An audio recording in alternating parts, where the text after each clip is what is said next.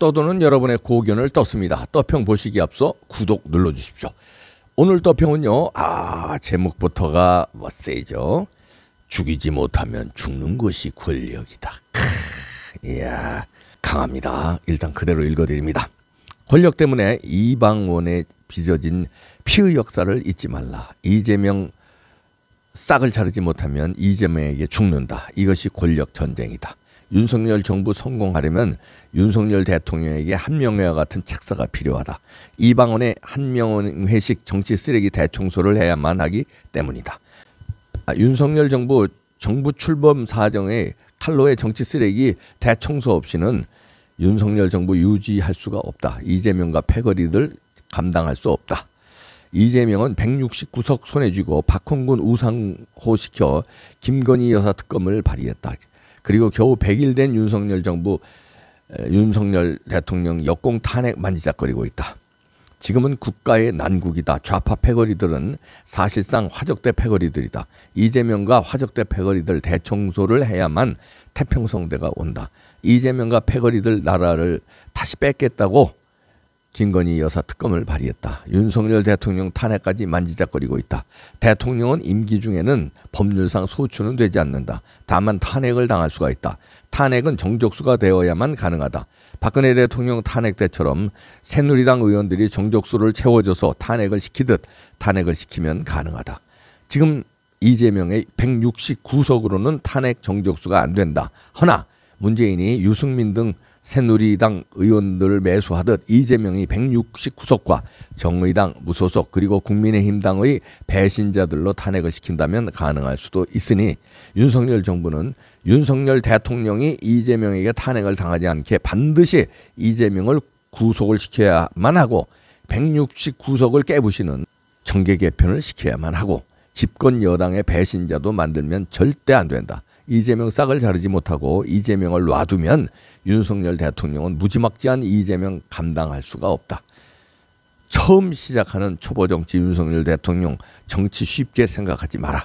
이쯤에서 이재명 싹을 잘라내야만 한다. 패거리들도 해산 진압시켜야만 한다. 이재명 놔두고는 윤석열이 안전하지 못하다. 169석 패거리들 손에 쥔 이재명은 생각보다 무서운 사람이다. 무지막지한 조폭형이고 성향은 종북형이기 때문이다. 윤석열 정부의 장애가 되는 이재명 이쯤에서 싹을 자르지 못하면 윤석열 대통령이 이재명에게 죽는다. 이것이 권력이다. 정치이다. 윤석열 정부가 성공하려면 이쯤에서 이재명 싹을 잘라내야만 한다. 이준석도 싹을 잘라야만 한다. 정치 권력은 약육강식이다. 정치는 타이밍이다. 대한민국 보수파 이렇게 적어주셨는데요. 약간 글이 둔탁하고 절제가 좀 안 된 것 같지만요. 이 진정성과 이재명을 싹을 자르지 못하면 죽는 것이 권력이라는 말에는 제가 100% 동의합니다. 이분의 글에 진정성이 있고요. 이분 뭔가 그 권력이라든가 아니면 그 어떤 이 생리 이런 거를 뭐 소설이나 영화 뭐 이런 걸 통해서 많이 접해본 분 같습니다. 맞습니다. 이분 하는 말이. 왜냐하면 우리가 경험을 통해서 알잖아요. 이명박 대통령이 어떻게 당했고 어떻게 지금 감옥에 있고 박근혜 대통령이 어떻게 당했고 아니 멀리 뭐 몇십 년 전 멀리 안 가도 몇 년 전만 봐도 알잖아요.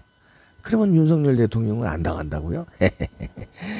이거 그때는 이해찬 문재인이 이끄는 민주당에 박근혜 대통령이 당했는데 지금 이끄는 사람이 누군데요? 이해찬은 그대로 있고 거기에다가 문재인도 그대로 있고요. 거기다가 이재명이라는 아주 천하의 아주 무지막지한 빌런이 등장했는데요. 그때부터 더 강력한 빌런들이 됐는데요. 그때부터 더 지독한 구성원들이 됐는데요. 그때부터 법을 더 두렵지 않고 마구잡이로 그냥 법을 난도질하는 사람들이 더 그때 맨밥 그대로인데 거기다 더 얹었는데요. 근데 물론 이제 그때하고 다르죠. 그때 박근혜 정부 때의 박근혜 대통령과 지금 윤석열 정부의 윤석열 대통령은 다르죠.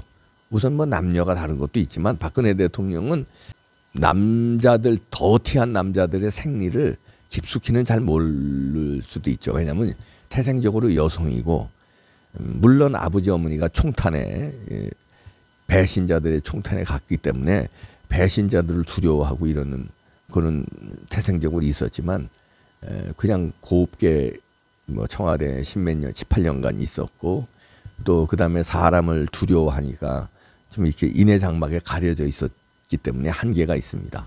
그래서 이제 우리가 당했고 윤석열 대통령은 뭐 스스럼 없이 막 술 친구, 술 후배들 많고 그 검찰로서 진짜 여러 가지 꼴을 많이 봤잖아요. 상대가 누구예요? 범죄자들이잖아요. 특수부에서 각종 그냥 권력형 범죄들 그 이런 것들 너무 많이 수사를 하면서 마주쳤잖아요. 그렇기 때문에 그런 거는 좀 다르죠. 그리고 이제 태생적으로 구수도 하고 이런 뭐 사법고시 구수 말씀입니다. 그러니까 그 느긋과 끈기 깡다고 이런 게 이제 좀 다르다고 쳐도 정치 초년생이죠. 박근혜 대통령은 아버지 정치를 본 게 벌써 몇 년이고 당신이 정치한 게 그때 당시에 몇 년이었어요. 그럼에도 불구하고 당했는데 그 레이저 눈빛으로도 당했는데 윤석열 대통령은 당할 수 있다. 지금 이재명의 정치는 타이밍이라고 이분도 얘기하는데요. 지금 쓸어내지 못하면은 당합니다. 이재명에게 당하고 이재명이 심어놓은 진지들 무시무시한 좀비 세력들한테 당합니다. 사람이 측근에 4명이 죽어나가 자빠지는데 모른다고 그러잖아요. 무서운 사람이에요. 그리고 김혜경 씨가 이제 저렇게 되고 이제 그게 부메랑이 돼서 자기한테 올 것 같으니까 뭐라고 그랬어요? 이재명이가 부인도 내치게 하잖아요. 별거에서 잘 몰랐다. 그러잖아요. 별거 했대잖아요. 야, 그렇게 무서운 사람이에요. 아들도 손절할 판이야. 그런 사람입니다.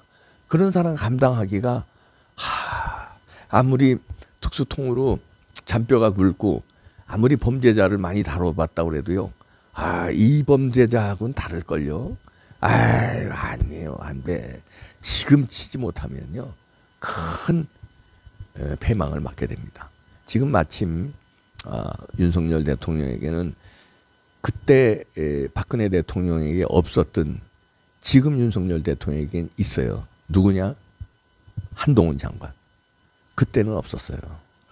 그때 법무부 장관은 장로님이셨고 물론 종북에 대한 강력한 그 뿌리뽑기를 생각했기에 종북당 통진당 해산하는 거는 황교안 당시 법무부 장관이 했죠.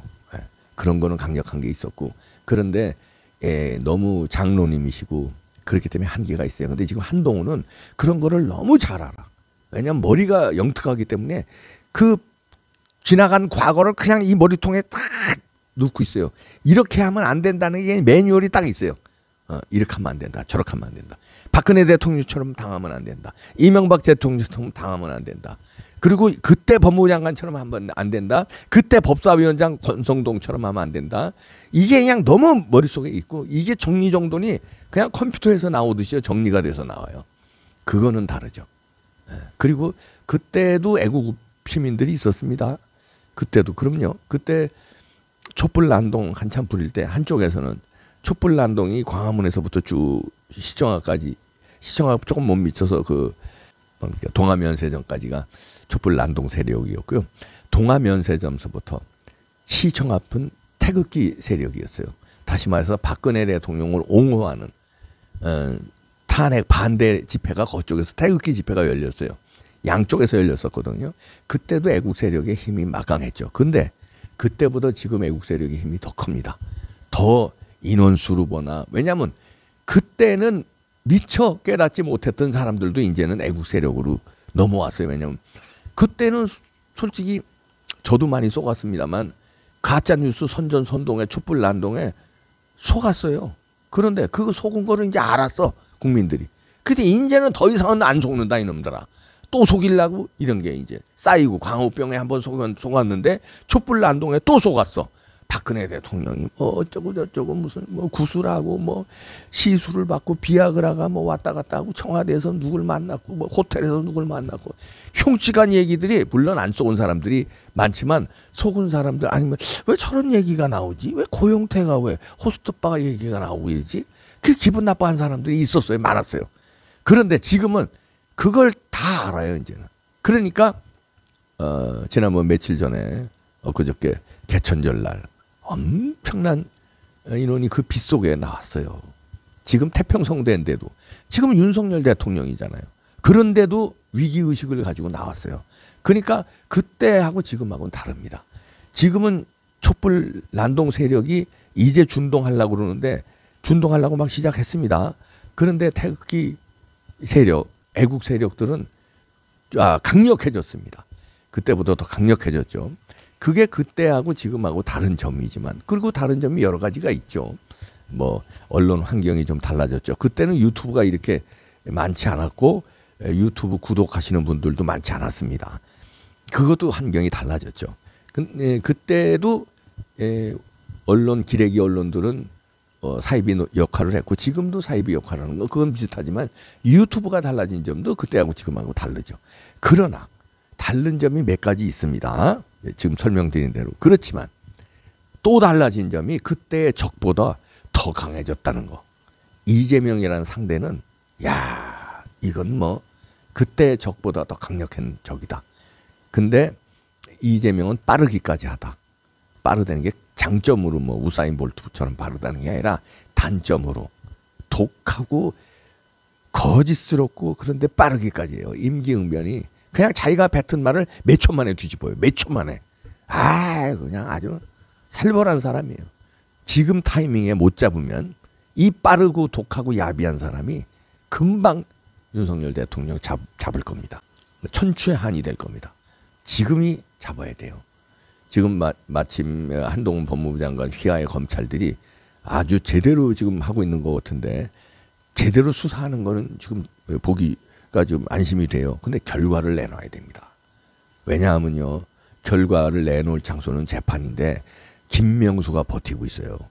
김명수. 어마무시한 적입니다. 저 김명수가 또. 김명수 그다음에 방통위원장 한상혁 이런 사람이 아직도 또아리 틀고 있어요. 이자들을 쓸어내려야 돼요.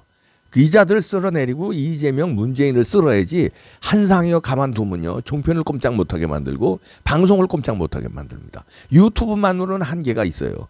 거기다가 대법원장이 김명수인데 재판에 가서 작사를 내야 될 거 아닙니까? 이재명 징역 20년 문재인 징역 20년 이렇게 쳐야 되는데 재판은 아직도 김명수가 잡고 있으니까 김명수 눈치 보느라고 재판은 뭉갤 가능성이 있습니다.